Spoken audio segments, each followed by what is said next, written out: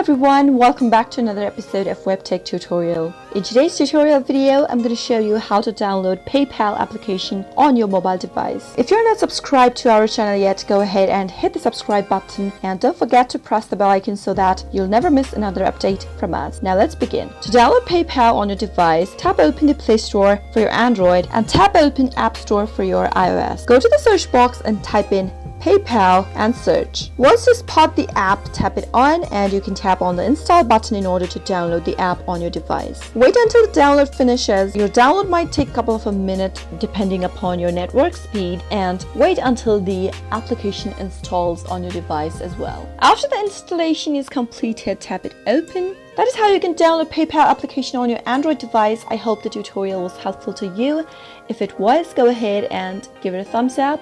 Comment down below in the comment box if you have a question or a feedback for us. I'll see you soon with more tutorial episodes. Goodbye till then.